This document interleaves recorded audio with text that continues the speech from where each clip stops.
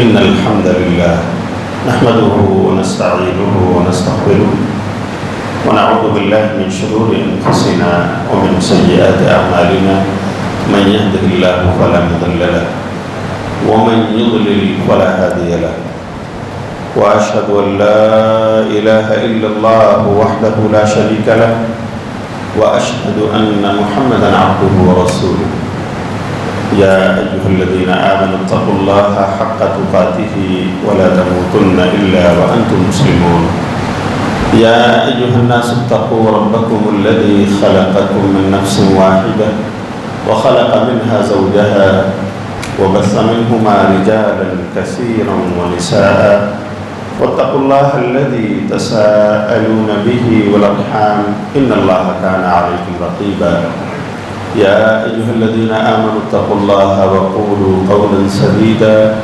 يصلح لكم أعمالكم ويغفر لكم ذنوبكم ومن يطع الله ورسوله فقد فاز فوزا عظيما أما بعد فإن خير الحديث كتاب الله وخير الهدي هدي محمد صلى الله عليه وسلم وشر الأمور محدثاتها وكل محدثة بدعة وكل بدعة ضلالة وكل ضلالة في النار. قال الله تعالى في القرآن المجيد: أعوذ بالله من الشيطان الرجيم بسم الله الرحمن الرحيم ولا تستوي الحسنة ولا السيئة ادفع بالتي هي أحسن فإذا الذي بينك وبينه عداوة كأنه ولي حميم. سبحانك لا علم لنا إلا ما علمتنا إنك أنت العليم الحكيم. اللهم انفعنا بما علمتنا وعلمنا ما ينفعنا وزدنا علما.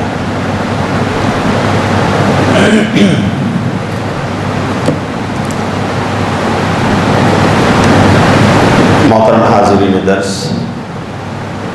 دینی بھائیوں، قابل احترام بزرگوں، ملی نوجوانوں، پیارے بچوں، مسجد توحید بارکس حیدرآباد کے محترم ذمہ داروں اور مصلیوں،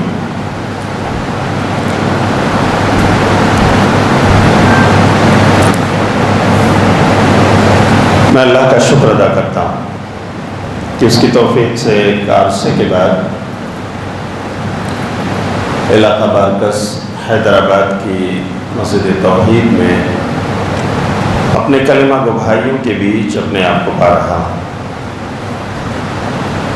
کتاب و سنت کی باتیں کرنے کے حوالے سے اللہ سے دعا کرتا ہوں کہ اللہ تعالیٰ ہمیں اپنے موضوع کی قرآن و سنت کی روشنی میں وضاحت کرنے اور ہم سب کو اس کے تقاضے پر عمل کی توفیق عطا فرمائے۔ اور میں اس موقع پر شکر گزار ہوں مسجد توحید کے اراکین، ممبران، ٹرسٹیان اور ذمہ داران کا بھی۔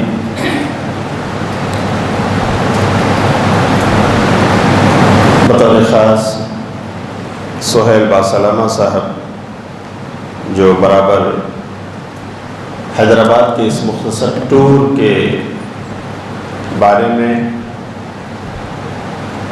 سنتے ہی وہ رابطے میں آئے اور الحمدللہ مسجد توحید کا یہ پروگرام ترتیب پایا۔ اسی طرح سے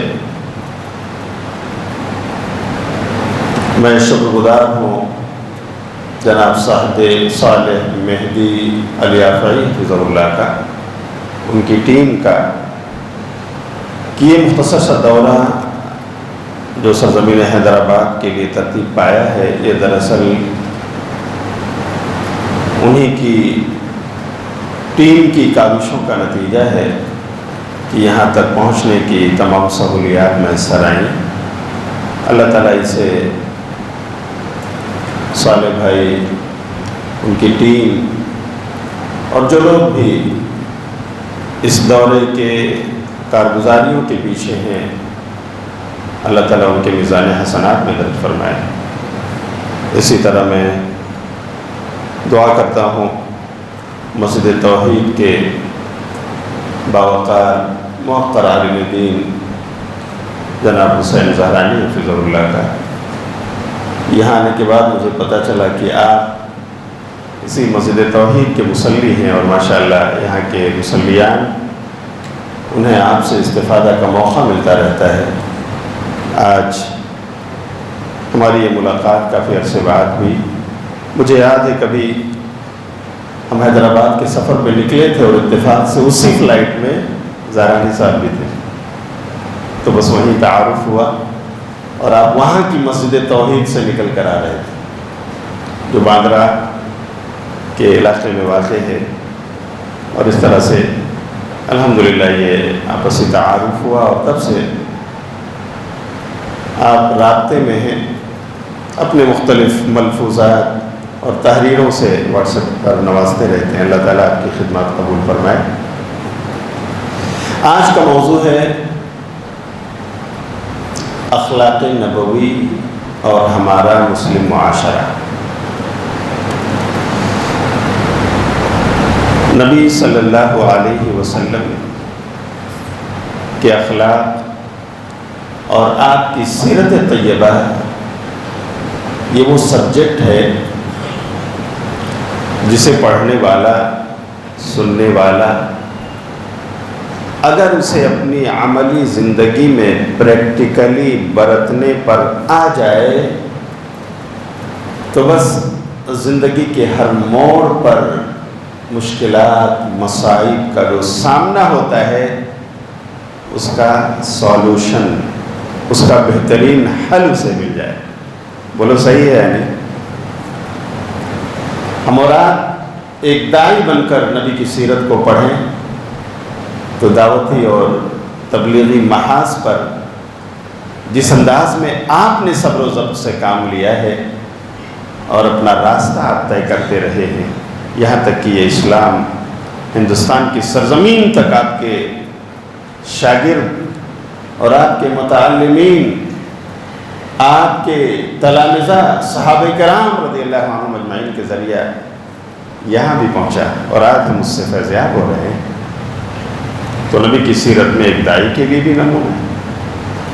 ہم اگر ایک گھر کے کفیل ہیں، ذمہ دار ہیں، باپ ہیں، تو بحیثیت بات بھی ہمارے لیے پیارے رسول کی سیرت ایک مثال ہے کہ آپ نے یہ باپ ہونے کی اپنی ذمہ داری کیسے نبھائی، کتنے شفیق اور مہربان تھے آپ اپنے بچوں کے لیے، اپنی بچیوں کے لیے، اپنے نواسوں کے لیے، اپنی نواسیوں کے لیے آپ مثال چھوڑ کر گئے۔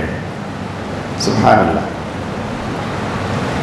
نبی صلی اللہ علیہ وسلم کے پاس دوڑتے ہوئے حضرت حسن آئے اور آپ نے انہیں گلے سے لگا لیا، سینے سے چپکا لیا، آپ بوسہ دینے لگے۔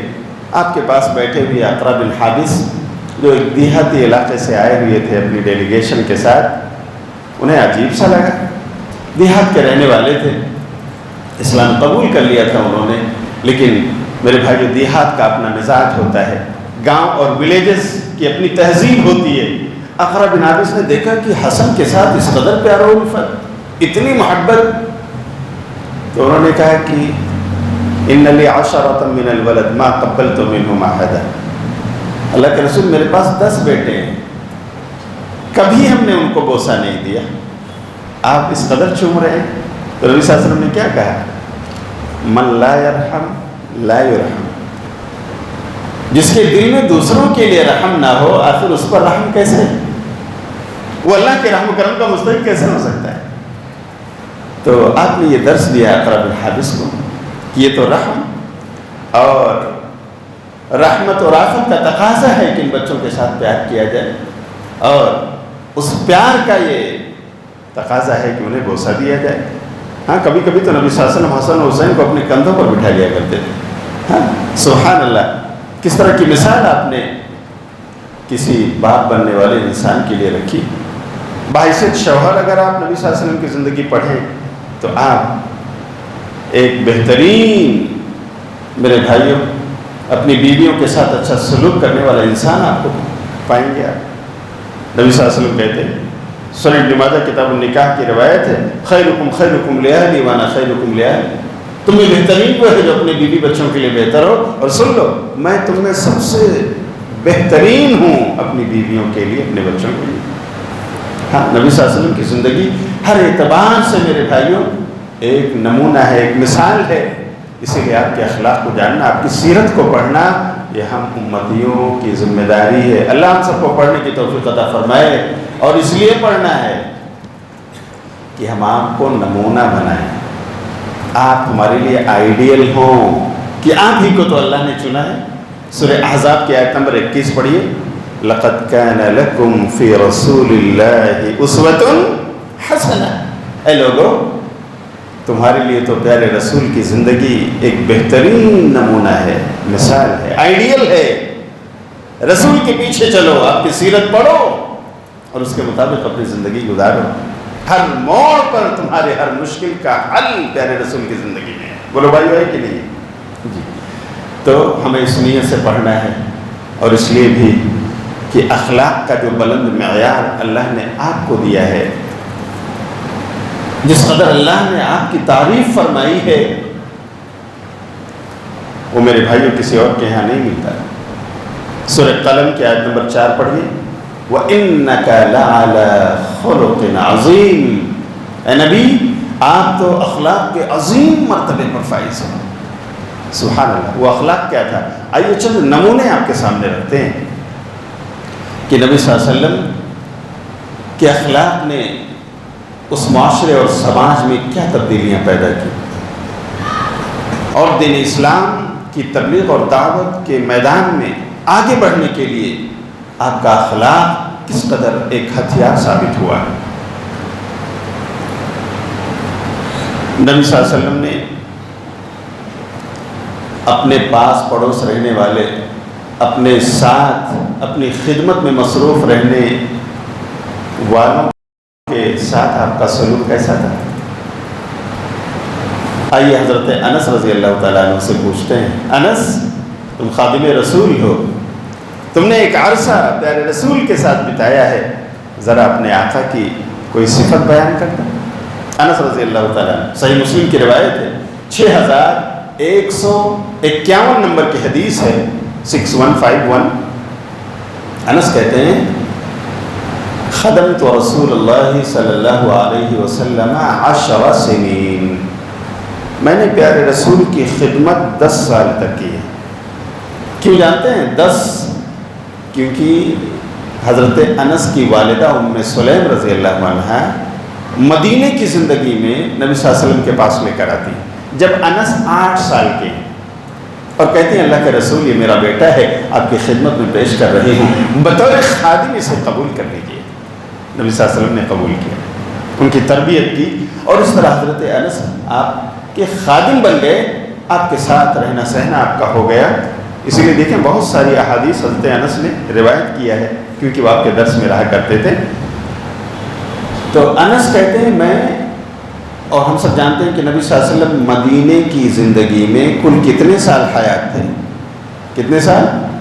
مکے میں تو نبوت کی 13 سالہ زندگی آپ نے گزاری، اور مدینہ جب ہجرت کر کے آئے تو آپ کو وہاں 10 سالہ زندگی ملی۔ 11 ہجری میں ماہ ربیع الاول میں آپ کی وفات اور رحلت ہوئی۔ تو اس طرح انس کو کل 10 ہی سال آپ کے ساتھ رہنے کا موقع ملا۔ تو کہتے ہیں میں نے 10 سال تک نبی صلی اللہ علیہ وسلم کی خدمت کی، لیکن میرے آقا کی تعریف کیا کروں میں؟ ما قال لی قط لما فعلت کذا وهل فعلت کذا، کبھی میرے نبی نے مجھ سے نہیں کہا،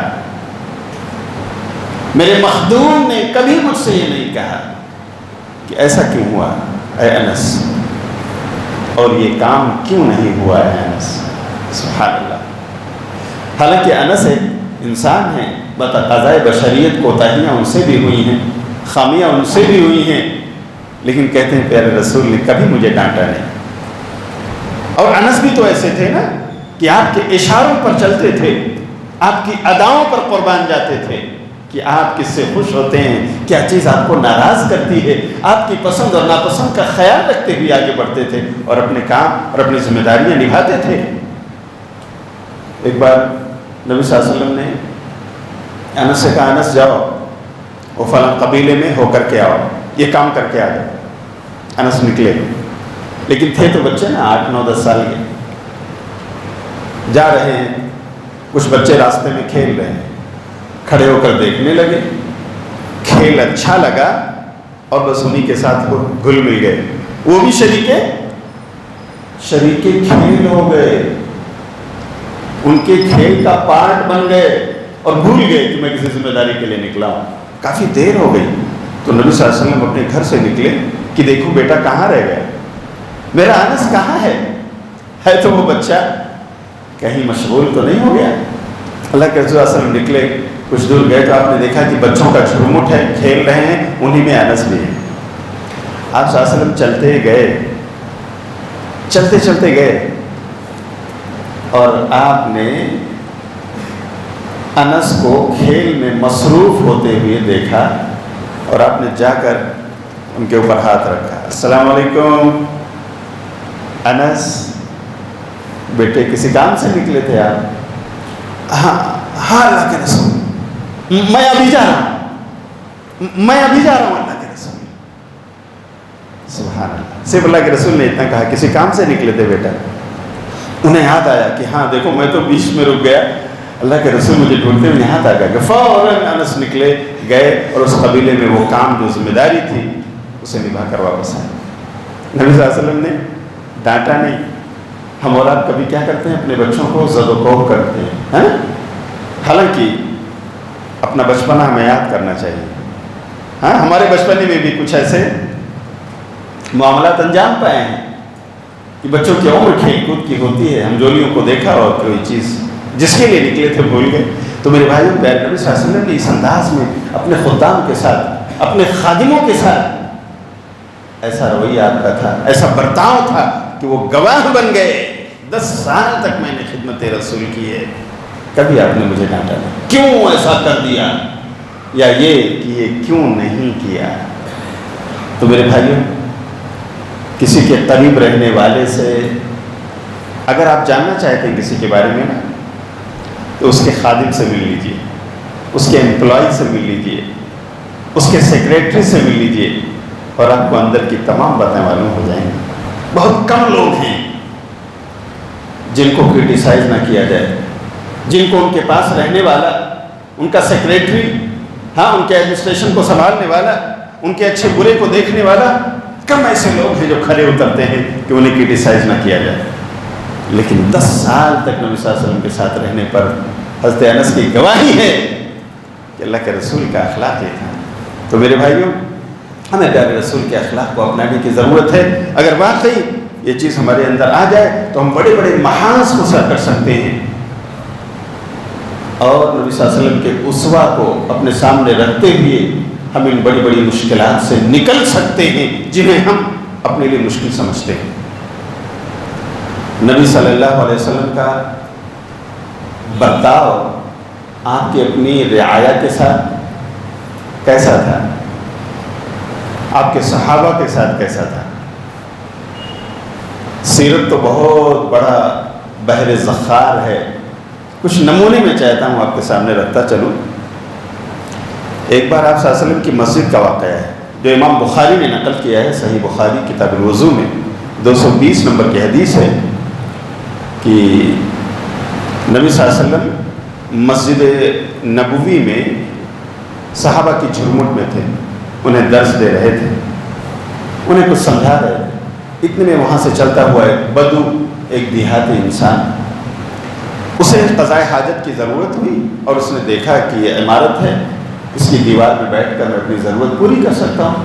وہ آیا اور اندر سے گھس کر کونے میں بیٹھ کر پیشاب کرنے لگا مسجد رسول میں۔ اتنے میں صحابہ کی نظر پڑی، یہ کیا ہو رہا ہے؟ اللہ کے مقدس گھر کو یہ آدمی ناپاک کر رہا ہے۔ ایک فطری بات تھی نا بھائی، آج ہم اگر کسی 7-8 سال کے بچے کو بھی اس طرح کرتے ہوئے دیکھ لیں تو شاید معاف نہیں کریں گے، ہاں مسجد کو تو نے گندا کیوں کیا؟ لیکن دیکھو ایک انسان ہے، وہ شہواز رکھنے والا انسان، اللہ کے رسول کی مسجد میں گندگی کر رہا ہے، صحابہ دیکھتے ہی میرے بھائی اس کی طرف دوڑے، اسے سبق سکھا دیں، اسے بتا دیں وہ کیا کام کر رہا ہے، اس کا جرم کتنا عظیم ہے۔ ہاں تو نبی صلی اللہ علیہ وسلم نے کیا کہا؟ صحابہ رکو، اسے کر لینے دو، بیٹھ گیا ہے نا، اسے کر لینے دو۔ سبحان اللہ، نبی صلی اللہ علیہ وسلم کس قدر حکیم الامت ہے یار۔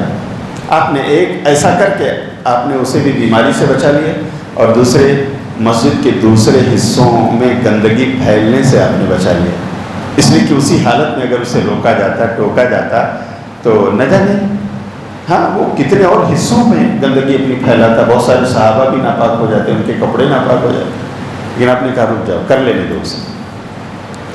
جب وہ کر چکے اور صحابہ بالکل پل پڑے تھے ان کی طرف، یہ کیا ہو رہا ہے، کیوں ایسا؟ لیکن نبی صلی اللہ علیہ وسلم نے روک دیا۔ تو جب وہ فارغ ہوئے اس کے بعد نبی صلی اللہ علیہ وسلم نے صحابہ سے کہا احریقوا علی بولہ سجلا من ماء وفی روایت ذنوبا من ماء، کہ صحابہ جاؤ ایک بالٹی پانی لاؤ، ایک بکٹ پانی لے کر آؤ اور اس گندی جگہ پر پیشاب پر ڈال دو۔ صحابہ نے آپ کے حکم کی تعمیل کی، مسجد پاک ہو گئی، اس لیے کہ وہ کچی فرش، مسجد نبی کا فرش جو تھا وہ کچا تھا، اس گندگی پر پانی ڈال دیا گیا، جگہ پاک ہو گئی۔ پاکی کا یہی ذریعہ ہے کہ صاف پانی استعمال کیا جائے۔ پھر نبی صلی اللہ علیہ وسلم نے اس بدو سے مخاطب ہو کر کہا کہ میرے بھائی جانتے ہو یہ اللہ کا گھر ہے جو پاک ہے، طاہر ہے، یہاں لوگ پاک ہو کر کے آتے ہیں تاکہ اللہ کا ذکر کریں، قرآن پڑھیں، نماز کی ادائیگی ہو اور تسبیح و تحمید میں مشغول ہو جائیں۔ تو اللہ کے اس مقدس گھر میں گندگی نہیں کی جاتی، یہ تو اللہ کے ذکر کے لیے ہے، قرآن کی تلاوت کے لیے ہے، نماز کی ادائیگی کے لیے ہے۔ نبی صلی اللہ علیہ وسلم نے بہت ہی نرم لب و لہجے میں ان کو سمجھایا، کوئی غصہ نہیں، آپ کے لب و رخسار پر کسی طرح کی بے چینی نہیں جو وہ محسوس کر سکتا۔ آپ نے اس انداز میں اس کو سمجھایا۔ جانتے وہ کتنا متاثر ہوا بدو؟ ہاتھ اٹھاتا ہے، کہتا ہے اللہم ارحم محمدا، اللہم ارحم محمدا ولا ترحم احدا، اے اللہ تو میرے محمد پر رحم فرما صلی اللہ علیہ وسلم، اور ان کے علاوہ کسی پر تو رحم نہ کر، یہ لوگ تو میرے اوپر پل پڑے تھے، مجھے سبق سکھانے جا رہے تھے، مجھے گھور رہے تھے، اے اللہ تو محمد پر رحم فرما صلی اللہ علیہ وسلم۔ تو میرے بھائیو اس طرح سے وہ آپ کے اخلاق سے متاثر ہوا، آپ کے حسن اخلاق کا اسیر بن گیا۔ تو اس طرح سے نبی صلی اللہ علیہ وسلم نے بڑے بڑے محاسن کیے ہیں۔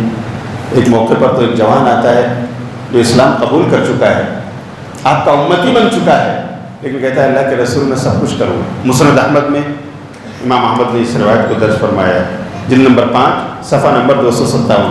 علامہ احمد شاکر مصری نے اس کو صحیح قرار دیا ہے۔ وہ نوجوان آ کر کہتا ہے اللہ کے رسول میں سب کچھ کروں گا جو آپ کہیں گے، مجھے ایک چیز کی اجازت لیکن دے دیجیے، میں نمازیں پڑھوں گا، روزہ رکھوں گا، حج کروں گا، زکوٰۃ دوں گا، عمرے کروں گا، ہاں قربانیاں کروں گا، جو بھی آپ اسلام کی باتیں بتاتے ہیں سب انجام دینے کے لیے تیار ہوں، ایک چیز کی اجازت دیجیے۔ کس چیز کی اجازت چاہیے میرے جوان؟ اذن لی بالزنا۔ اللہ اکبر، کیسا جملہ ہے میرے بھائی، سنتے ہی آدمی غضبناک ہو جائے۔ مجھے زنا کی اجازت دے دیجیے، فورنیکیشن، اڈلٹری کی پرمیشن۔ ہم اور آپ ہوتے میرے بھائیوں، کوئی جوان ہمارے سماج کا ایسا بولتا تو واقعی ہاں ہمارے ماتھے کس قدر غصے کا اظہار کرتے، ہماری آنکھیں، ہماری زبان اس کے لیے کس تلخ اور ترش انداز میں کھلتی۔ یقیناً یہ سوال ہی بڑا جرم ہے. لیکن پیارے نبی صلی اللہ علیہ وسلم نے کیا کہا؟ بیٹھو میرے جوان بیٹھو. تمہیں زنا کی پرمیشن چاہیے؟ مجھے ایک بات بتاؤ، اگر تمہاری بیوی کے پاس اس شہر کا کوئی جوان جانا چاہے، اجازت دو گے؟ کیسے ہو سکتا ہے اللہ کے رسول؟ بالکل نہیں. اچھا، تمہاری بہن کے پاس اگر کوئی اجازت لے کہ مجھے جانے دو، مجھے یہ کام کرنے دو، تو کیا کہو گے؟ کہا اللہ کے رسول میں اسے نمٹ لوں گا، آخر وہ ایسی جرات کیسے کر سکتا ہے میری بہن کے ساتھ. اچھا، تمہاری جوان بیٹی کے ساتھ اگر کوئی پرمیشن مانگے کہ ایک بار جانے دو، جانے دو گے؟ اللہ اکبر، کبھی نہیں ہو سکتا اللہ کے رسول. اچھا یہ بتاؤ، تمہاری ماں کے ساتھ کوئی منہ کالا کرنا چاہے، تمہارا ریئیکشن کیا ہوگا؟ سب کچھ جو بنائے کروں گا، کبھی اپنی ماں کے پاس اسے نہیں جانے دوں گا. اچھا، تمہاری خالہ کے ساتھ، تمہاری پھوپھی کے ساتھ اگر کوئی ایسا کرنا چاہے، اللہ کے رسول یہ کیسے ہو سکتا ہے؟ میں کیسے اجازت دے سکتا ہوں اپنی رشتہ دار خواتین کے ساتھ کسی کو ایسا برا کام کرنے کی؟ پیارے نبی صلی اللہ علیہ وسلم نے کہا تو میرے جوان بتاؤ مجھے، اس شہر مدینہ میں جتنی بھی خواتین ہیں جن کے پاس آپ جانا چاہتے ہو، یا تو وہ کسی کی بیوی ہیں، یا کسی کی بیٹی ہے، یا کسی کی بہن ہے، یا کسی کی ماں ہے، یا کسی کی خالہ اور پھوپھی ہیں، آخر سب رشتہ دار ہیں نا. اور لوگ بھی نہیں پسند کرتے کہ ان کی رشتہ دار خواتین کے پاس کوئی غلط ارادے سے جائے، تو کس کے پاس جاؤ گے؟ آپ بتاؤ کس کے پاس جانا چاہو گے؟ لوگ بھی نہیں پسند کرتے ہیں. اللہ اکبر. اس جوان نے کہا اللہ کے رسول میں توبہ کرتا ہوں، میں توبہ کرتا ہوں، اللہ کے رسول میرے لیے دعا فرما دیجیے. میرے بھائیوں، یہ جملہ اس جوان کی زبان سے کیوں نکلا تھا؟ کیونکہ آپ عرب کا معاشرہ جانتے ہیں، زمانے جاہلیت میں کس قدر بدکاریوں میں ملوث تھا. ایک ایک خاتون کے پاس 10 لوگ جایا کرتے تھے. کبھی بچے کی پیدائش ہو گئی تو قرآن اندازی ہوتی یا قیافہ شناس کو بلایا جاتا کہ ذرا دیکھو اس کا چہرہ کس کی طرح ہے، اس کے پاؤں کس کی طرح ہے، اس کی بول چال کس کی طرح ہے، اس کا ناز و انداز کس کی طرح ہے. اور جب وہ قیافہ شناس بتاتا کہ یہ فلاں کا بیٹا ہو سکتا ہے تب اسے ملتا تھا. یہ حالت تھی. ایسے میں میرے بھائیوں، اس جوان نے اگر اپنی یہ زبان کھولی تھی تو اس ماحول سے متاثر ہو کر، لیکن پیارے نبی صلی اللہ علیہ وسلم نے بڑے اچھے لب و لہجے میں اسے سمجھایا، بات اسے سمجھ میں آ گئی. بس اس نے یہ درخواست کہ اللہ کے رسول میرے لیے دعا فرما دیجیے. آپ کہتے ہیں، اللہ سے دعا کرتے ہوئے کہتے ہیں اللہم اغفر ذنبہ وطہر قلبہ وحسن فرجہ. اے اللہ اس جوان کے پچھلے گناہوں کو معاف فرما دے. اے اللہ تو اس کے دل کی صفائی کر دے. اے اللہ تو اس کے شرمگاہ کی حفاظت کا سامان اسے بہم پہنچا دے. اے اللہ اس کے شرمگاہ کی حفاظت فرما. یہ دعا نبی صلی اللہ علیہ وسلم نے کی اور اللہ کے ہاں اس طرح قبولیت اس نے حاصل کیا کہ وہ جوان کہتا ہے کہ اب میری پوری زندگی میں بدکاری اور زنا سے زیادہ قابل نفرت اور گھناؤنا کوئی جرم نہیں تھا. میں نے ہمیشہ ہمیشہ کے لیے اس سے اپنا چہرہ پھینک لیا. تو میرے بھائیوں، کہنے کا مقصد یہ ہے کہ نبی صلی اللہ علیہ وسلم کا سمجھانے کا انداز، آپ کا اخلاق، آپ کا ویوہار ایسے بڑے بڑے مجرموں کے ساتھ کس طرح سے آپ نے محاذ کو سر کیا، آپ نے جو اسٹیپ لیے کتنے مؤثر ترین میرے بھائیوں وہ تھے. ہمیں بھی اسے اپنانے کی ضرورت ہے، اسے پڑھنے اور سمجھنے اور اپنی زندگی میں لانے کی ضرورت ہے.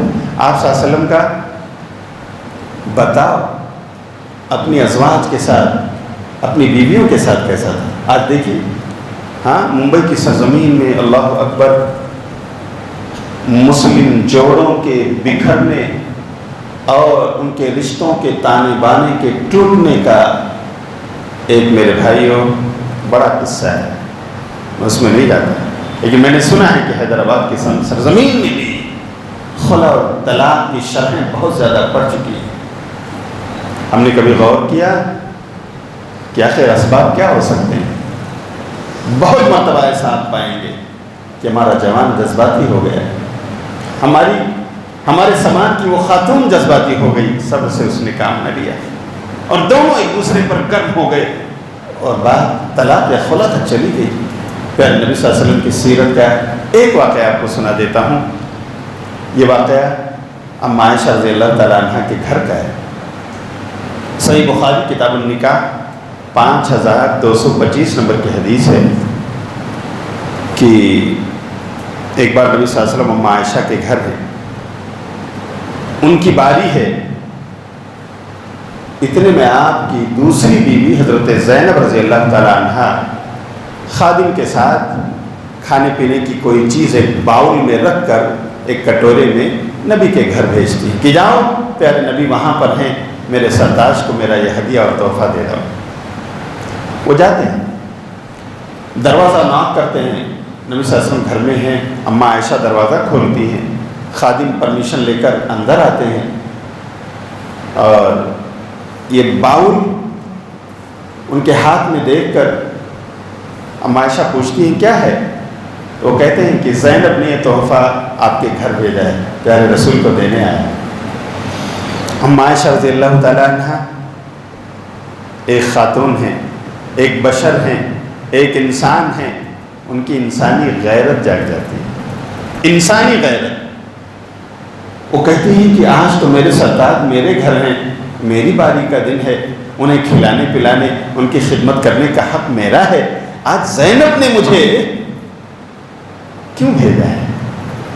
اور اس کی انسانی غیرت میں ابھی یہ خادم نے اللہ کے رسول کی طرف پیالہ بڑھایا ہی تھا کہ اماں عائشہ نے اس پہ ٹھوکر ماری اور وہ گر گیا۔ نبی صلی اللہ علیہ وسلم کے حجرے میں گر کر وہ پیالہ چکنا چور ہو گیا، اس میں رکھی ہوئی چیزیں کھجور چھوارے جو بھی تھے سب گر گئے، بکھر گئے۔ پیارے رسول اپنی جگہ بیٹھے ہوئے، خادم حیران و ششدر کھڑا ہے، کیا ہوا اللہ کے رسول کے گھر میں؟ سبحان اللہ میرے بھائی، معاملہ تعجب والا ہے کہ نہیں؟ ویری سرپرائز ہے۔ تو نبی صلی اللہ علیہ وسلم کہتے ہیں خادم رکو، اور آپ اپنی جگہ سے اٹھتے ہیں مسکراتے ہوئے، نہ خادم کو حکم دیتے ہیں نہ اپنی بیوی عائشہ کو کوئی آرڈر کرتے ہیں، خود اٹھ کر اپنی جگہ سے، اور یہ ٹوٹا ہوا باؤل اس کے ٹکڑے اور چورے اپنے ہاتھوں سے چنتے ہیں، چن چن کر اٹھا لیتے ہیں کہ کہیں لوگ اس سے زخم خوردہ نہ ہو جائیں، کسی کے پاؤں میں نہ لگ جائے۔ آپ اسے اٹھا کر لے جا کر ایک جگہ رکھ دیتے ہیں کنارے، دوبارہ پلٹ کر آتے ہیں اور اس میں رکھی ہوئی چیزیں جو بکھر گئی تھیں کھانے پینے کی، کھجوریں چھوارے وغیرہ جو بھی تھے، آپ ان کو چن چن کر اٹھاتے ہیں، ایک برتن میں رکھتے ہیں اور لے جا کر ایک کنارے رکھتے ہوئے کہتے ہیں کہ یہ تو ہدیہ ہے، تحفہ ہے، اسے قبول کیا جانا چاہیے اور اسے کھایا جانا چاہیے۔ لیکن آپ دیکھ رہے ہیں کہ خادم بہت ہی حیرت میں پڑے ہوئے ہیں۔ آپ کہتے ہیں کہ بہت زیادہ تعجب مت کرو، حیرت مت کرو، قد غارت امکم، تمہاری ماں کو غیرت آ گئی، تمہاری ماں عائشہ کو غیرت آ گئی، اتنی سی بات ہے، رکو رکو۔ پھر نبی صلی اللہ علیہ وسلم جاتے ہیں جہاں اماں عائشہ کا برتن رکھا ہوا تھا، وہاں پر ان کے پاس بھی ایک باؤل تھا، کیونکہ نبی صلی اللہ علیہ وسلم نے تمام ازواج کو، تمام بیویوں کو آپ نے اس طرح کا باؤل دیا ہوا تھا۔ ہاں، آپ ظاہری طور پر انصاف کرتے تھے اور انصاف کا حکم آپ نے جو ہے اپنی امتیوں کو بھی دیا ہے، کیونکہ اللہ رب العالمین نے یہ حکم دیا ہے۔ تو نبی صلی اللہ علیہ وسلم گئے، اماں عائشہ کا باؤل، ان کا کٹورا آپ نے اٹھایا اور لا کر خادم کے ہاتھ میں رکھا اور کہا یہ لے جاؤ، عائشہ کا باؤل ہے، اسے زینب کو دے دو، کیونکہ عائشہ نے تو ان کا باؤل توڑ ڈالا ہے۔ تو پھر انصاف کا تقاضا تو یہی ہے نا کہ ان کو واپس کر دیا جائے، انصاف کرنا ہی ہوگا، جاؤ اسے زینب کو پہنچا دو۔ سبحان اللہ، دیکھو اس موقع پر بھی نبی صلی اللہ علیہ وسلم نے انصاف کا دامن نہیں چھوڑا، لیکن وہ واقعہ، وہ حدیث بتا رہی ہے کہ ایک جملہ بھی رسول اللہ صلی اللہ علیہ وسلم نے اپنی بیوی عائشہ کے لیے ایسا نہیں کہا جس میں توبیخ ہوتی، زجر ہوتی، ڈانٹ ڈپٹ ہوتی، صرف آپ نے کہا تو اتنا کہا کہ خادم تمہیں حیرت ہے، تمہاری ماں کو غیرت آ گئی ہے، اور بس تھوڑی دیر کے بعد ٹھنڈے ہو گئے، اما عائشہ بھی ٹھنڈی ہو گئی۔ آپ صلی اللہ علیہ وسلم نے نہ ڈانٹا، نہ آپ نے کوئی وعید سنائی، نہ آپ نے کوئی وارننگ دی۔ لیکن آج میرے بھائی ہمارے سماج میں کیا ہوتا ہے؟ اگر ایسا ہو جائے تو ہمارے نوجوان اپنی عصا اور لاٹھی اٹھا لیتے ہیں، لاٹھی نہ ملے تو جوتے اور چپل لے کر کے آ جاتے ہیں، فلاں کی بیٹی میرے گھر میں تیری جرأت، ایسا کیا تم نے، اور وہ بھی میرے سامنے۔ اللہ اکبر۔ میرے جوانوں، پیارے رسول کی سیرت سے اخلاق کریمانہ سیکھ لو، حسن اخلاق کا پیکر اپنے آپ کو بنا لو۔ تم بھی جب گرم ہوتے ہو نا اپنی بیویوں کی کسی کوتاہی پر، تو آخر وہ بیچاری بھی تو سنتی ہے، ضبط کر لیتی ہے کہ آج اس کی روٹیاں جل گئیں، آج سالن میں نمک زیادہ ہو گیا، آپ کے مہمان آئے تھے، آپ کو ناگوار گزرا اور آپ نے تیکھی بیکی سنا دی۔ اس بیچاری نے سن لیا، اس میں کہ قصور اس کا ہوا تھا، کوتاہی اس سے ہوئی تھی۔ آج اگر اس کی غیرت کسی وجہ سے جاگ گئی ہے، وہ ایمانی غیرت ہو یا انسانی غیرت ہو، تو میرے جوان ذرا ضبط کرنا سیکھ لو نا۔ اس دنیا کے سب سے عظیم قائد سید البشر امام الانبیاء نے اپنی بیوی کے غصے کو ضبط کیا ہے، آپ نے اس کی غیرت پر اسے میرے بھائی ڈانٹا نہیں۔ اگر ایسا ہمارے نوجوان کرنے لگے تو کیا طلاق اور خلا کی جو شرحیں بڑھ رہی ہیں یہ بڑھیں گی یا کم ہوں گی؟ بولو بھائیو، کم ہوں گی، ان میں گراوٹ آئے گی، کمی آئے گی، اور نوجوانوں ہمارا گھر ٹوٹنے سے بچ جائے گا۔ کاش آپ اللہ کی ان بندیوں کے ساتھ یہ نرمی کرتے جن کو پیارے نبی صلی اللہ علیہ وسلم آپ گینا کہتے تھے، قواریر کہتے تھے۔ اور ایک موقع پر جب حدیقہ اونٹ پر بیٹھی ہوئی حودج میں تشریف فرما ان خواتین کو چلا رہا تھا، اونٹ بان جس کو حدیقہ کہا جاتا ہے، اشعار پڑھتے ہوئے ان اونٹوں کی رفتار کو بڑھا رہا تھا، تو نبی صلی اللہ علیہ وسلم نے کہا تھا رفقا بالقواریر، اے حدیقہ، اے اونٹ بان، اونٹ کو چلانے والے، یہ شیشے ہیں، آپ گینے ہیں جو سوار ہیں، نرمی کا معاملہ کرو، تیز مت چلاؤ ان گھوڑوں کو، ان اونٹوں کو، کہیں یہ شیشے ٹوٹ نہ جائیں۔ اللہ اکبر۔ نبی صلی اللہ علیہ وسلم نے اس انداز میں خواتین کے ساتھ میرے بھائیو نرمی کا برتاؤ کیا ہے، اور اسی لیے آپ اور ہم انہیں صنف نازک کہتے ہیں، لیکن اس کے باوجود ہمارا رویہ کوئی بھی موقع آئے اور بس دیتا ہوں طلاق۔ نوجوانوں، کیا یہی ایک حل ہے؟ This is the only solution for the problem? مجھے بتاؤ، آخر دوسرے راستے بھی تو ہیں نا، واضح و نصیحت کر سکتے ہو جو قرآن نے کہا ہے، سمجھا بجھا تو کوئی کوتاہی ہوگی؟ ہاں، شریعت نے یہاں تک کہا ہے بستر الگ کر لو، ہو سکتا ہے اس سے سمجھ میں آ جائے، اور بھی معاملہ ابھی نہیں بنا ہے تو ٹھیک ہے، ہلکی مار سکتے ہو، ضرباً غیر مبرح، ایسی مار جس سے زخم نہ آئے، یہ بتانے کے لیے کہ دیکھو میں کتنا ناراض ہو گیا ہوں تمہارے اس غلط ایکشن کی وجہ سے۔ ہاں، اور پھر بھی معاملہ نہ بنے تو میٹنگ رکھ لو، ایک حاکم شوہر کی طرف سے، ایک بیوی کی طرف سے، لوگ ذمہ دار قسم کے آ جائیں، بیٹھ کر معاملے کو سن لیں، جس کی غلطی ہے اسے بتا دیں، وہ معافی تلافی کر لے اور گاڑی ٹریک پر چل پڑے۔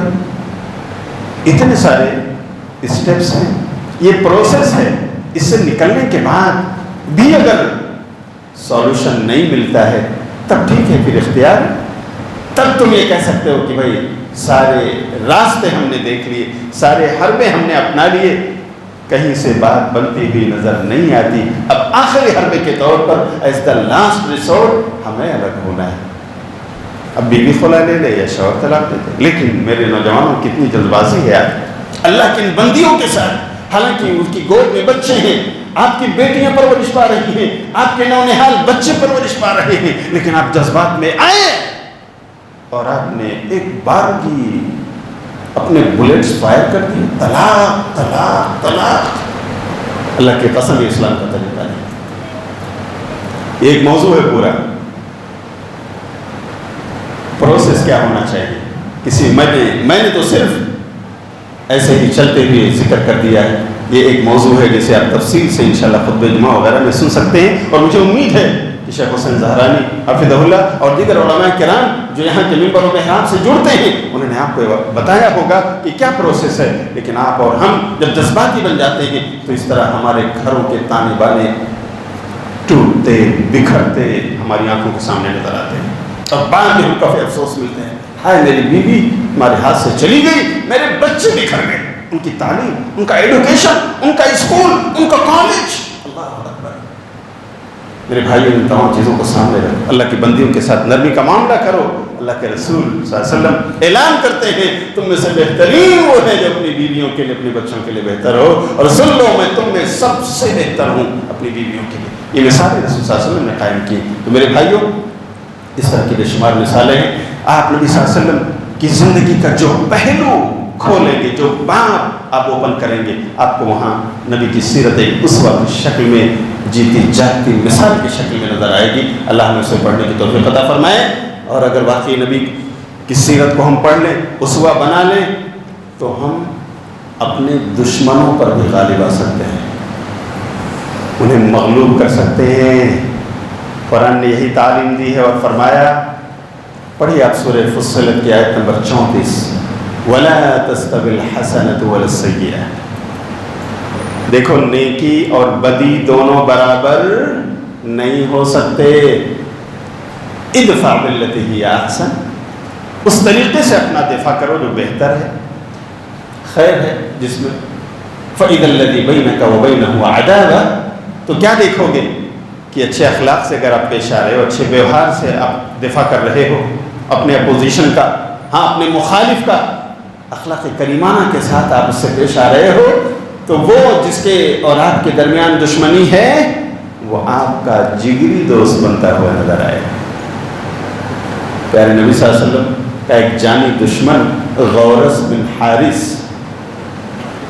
ایک سفر میں آپ واپس آ رہے تھے صحابہ کے ساتھ۔ حافظ ابن حجر نے فتح الباری میں یہ واقعہ نقل فرمایا ہے۔ ایک حدیث کی شرح میں باب باندھا امام بخاری نے، باب غزوۃ ذات الرقاع، اس میں جو حدیث ہے اس کے تحت حافظ ابن حجر نے واقعہ نقل کیا کہ نبی صلی اللہ علیہ وسلم غزوہ ذات الرقاع سے واپس آ رہے تھے، اور دوپہر کی دھوپ تھی، چلچلاتی ہوئی دھوپ۔ ایک وادی ملی تو نبی صلی اللہ علیہ وسلم نے صحابہ سے کہا رکتے ہیں یہاں پہ، جو کچھ ہے کھانا پینا کھا لیتے ہیں، یہاں پہ درخت ہیں، وادی ہے، آرام کر لیتے ہیں، ٹھنڈک ہوگی تو یہاں سے نکلیں گے۔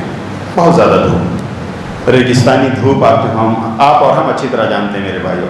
ہاں، صحرائے عرب اگر ہم نے وہاں سفر کیا ہوگا تو اس کا اندازہ ہمیں ہوگا۔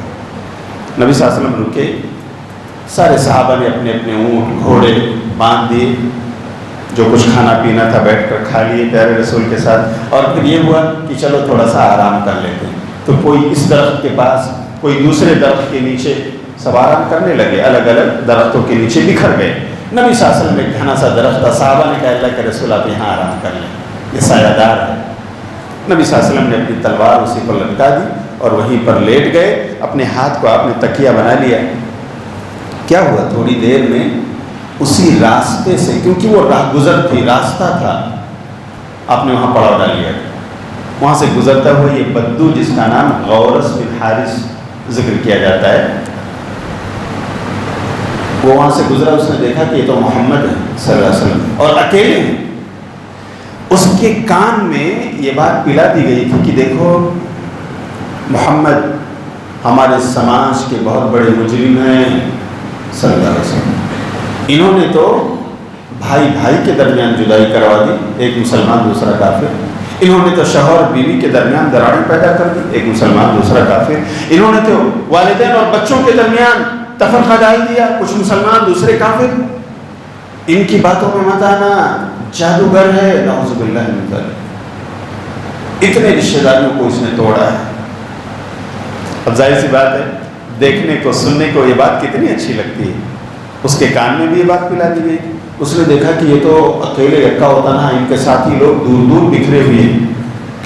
تلوار نظر آئی، اس نے تلوار بھی اتاری، تلوار کو میان سے باہر نکالا۔ اتنے میں پیارے رسول کی نیند کھل گئی، آپ اٹھ کر کھڑے ہو گئے۔ وہ بڑے طمطراق اور غرور و گھمنڈ سے پوچھتا ہے، من یعصمک منی یا محمد، بتاؤ آپ کو مجھ سے کون بچائے گا اے محمد صلی اللہ علیہ وسلم، تلوار میرے ہاتھ میں ہے، آپ نہتے ہیں۔ پیارے رسول کا جواب تھا، اللہ اللہ یعصمنی، میرا اللہ میری حفاظت کرے۔ وہی مجھے بچانے والا. بعض روایات میں آتا ہے، حافظ ابن حجر نے لکھا ہے کہ اتنے میں جبریل علیہ السلام ایک خوفناک اونٹ کی شکل میں پیارے نبی اور اس کے درمیان ظاہر ہوئی. اسے لگا کہ یہ اونٹ ابھی میری کھوپڑی چبا جائے گا. وہ تھر تھر کانپنے لگا، لرزہ طاری ہو گیا اور تلوار چھوٹ کر زمین پر گر پڑی. نبی صلی اللہ علیہ وسلم نے اٹھا لیا اور کہا آپ کو کون بچائے گا غورث؟ آپ تو اللہ پر ایمان نہیں رکھتے، آپ اللہ کو مانتے نہیں. میرا مشکل کشا تو میرا رب تھا، اس نے مجھے بچایا، آپ کو کون بچائے گا؟ اس کا جواب کیا تھا؟ وہ کہتا ہے مجھے آپ کے رحم و کرم کی امید ہے آپ سے. تو نبی صلی اللہ علیہ وسلم کیا کہتے ہیں؟ اذهب لشانک. حافظ ابن حجر نے ایک کلمات لکھے ہیں، اذهب لشانک. پیارے رسول کہتے ہیں جاؤ، آپ کسی کام سے نکلے تھے، دیر نہ ہو جائے. اللہ اکبر. ایک طرف آپ کا جانی دشمن کہ جس کے ہاتھ میں تلوار تھی تو وہ آپ کے گردن پر وار کرنے والا تھا، اور دوسری طرف وہ رسول جو پوری طرح اپنے دشمن پر قابو پا چکا ہے، غالب آ چکا ہے. بس دیر اس بات کی ہے کہ آپ کا ہتھیار چلے اور اس کا سر تن سے جدا ہو جائے. لیکن وہ رسول صرف معاف نہیں کرتا، وہ تو یہ کہتا ہے کہ آپ کسی کام سے نکلے تھے، راستہ طے کر رہے تھے، جاؤ دیر نہ ہو جائے. سبحان اللہ. میرے بھائیو کیا ہوا جانتے ہیں؟ ادفع باللتی ہی احسن فاذا الذی بینک وبینہ عداوۃ کأنہ ولی حمیم. اس کی جیتی جاتی تفسیر اس واقعے کو پڑھ لیجئے کہ اچھے اخلاق سے پیش آؤ گے دشمن کے سامنے تو اس کی دشمنی دوستی میں بدل جائے گی، اور صرف عام دوستی نہیں، وہ آپ کا جگری دوست بن جائے گا، آپ کا حامی و ناصر بن جائے گا. یہی غورث بن حارث. نبی کہتے ہیں جاؤ، اپنے کام سے نکلے تھے تم. تھوڑی دور جاتا ہے اور پھر وہاں سے اپنی سواری کے ساتھ واپس آتا ہے اور کہتا ہے انت خیر منی یا محمد، یو آر بیٹر دین می او محمد صلی اللہ علیہ وسلم. آپ مجھ سے بہت بہتر ہیں، آپ مجھ سے بہت بہتر ہیں. اور یہ کہہ کر پھر وہ اپنا راستہ طے کرتا ہے اور جاتا ہے. جب گھر پہنچتا ہے اللہ کے رسول کی رحم دلی، آپ کا یہ عفو و کرم، آپ کا یہ حسن اخلاق اس کو کچوں کے لگا رہا ہے. اب آپ کی شخصیت اس کے دل میں بیٹھ چکی ہے، آپ کی محبت کا اسیر ہو چکا ہے. وہ اسے چین نہیں آتا. گھر پہنچنے کے بعد پھر سے وہ تیاری کرتا ہے، اپنے کپڑے لتے جمع کرتا ہے، اپنی ٹفن باندھتا ہے اور اپنی سواری پر سوار ہوتا ہے. کچھ عرصے کے بعد، کچھ دنوں کے بعد تیاری کے ساتھ مدینے روانہ ہو جاتا ہے. مدینے روانہ ہو جاتا ہے. مدینے پہنچ کر لوگوں سے پوچھتا ہے کہ محمد کہاں ہے صلی اللہ علیہ وسلم. مدینے والوں مجھے بتاؤ، مجھے ان سے ملنا ہے. اسے بتایا جاتا ہے کہ دیکھو وہ جھرمٹ آپ دیکھ رہے ہیں، آپ کے ساتھیوں کا جھرمٹ ہے، آپ کے ساتھیوں کا جتھا ہے، وہاں پر ہے محمد، جاؤ مل لو. وہ آدمی جاتا ہے اور آپ سے سلام کرتا ہے اور کہتا ہے اے محمد صلی اللہ علیہ وسلم، میں وہی غورث ہوں، میں اپنے گھر سے چل کر آیا. اشہد ان لا الہ الا اللہ واشہد ان محمدا عبدہ ورسولہ. میں مسلمان ہونے آیا، میں گواہی دیتا ہوں کہ اللہ کے سوا کوئی لائق عبادت نہیں، اور اے محمد آپ اللہ کے بندے اور اس کے سچے رسول ہیں. میں آپ کا امتی بننا چاہتا ہوں. حافظ ابن حجر نے لکھا ثم اسلم بعد. اس واقعے کے بعد جو نبی نے اسے معاف فرما دیا، نبی نے قابو پانے کے بعد بھی اسے درگزر کر دیا، اس واقعے کے بعد وہ جا کر اسلام قبول کر لیتا ہے. تو میرے بھائیوں، اگر حسن اخلاق ہمارے پاس ہے تو ہم اپنے دشمنوں پر بھی غالب آ سکتے ہیں، ان کے دلوں میں ہماری قدر و قیمت بیٹھ سکتی ہے اور وہ ہمارے اپنے حامی و ناصر بن سکتے ہیں اللہ رب العالمین کے حکم سے. تو ہمیں میرے بھائیوں اس پر نبی کی سیرت کو اپنی زندگی میں اپنے مطالعے میں لانا چاہیے. نواس بن سمعان رضی اللہ تعالیٰ عنہ راوی حدیث ہیں، کہتے ہیں کہ میں نے نبی صلی اللہ علیہ وسلم سے پوچھا گناہ کے بارے میں اور بھلائی کے بارے میں. سألت رسول اللہ صلی اللہ علیہ وسلم عن الاسم والبر. اللہ کے رسول بتائیے گناہ کیا ہے اور نیکی کیا ہے. میرے بھائی جانتے ہیں نبی صلی اللہ علیہ وسلم نے کیا کہا؟ آپ نے کیا تعریف فرمائی؟ کہا البر حسن الخلق. نیکی تو اچھے اخلاق کا نام ہے. نیکی کی تعریف، نیکی کا ڈیفینیشن کیا ہے؟ اچھے اخلاق. اللہ اکبر. والاسم ما حاک فی صدری وکرہت ان یطلع علیہ الناس.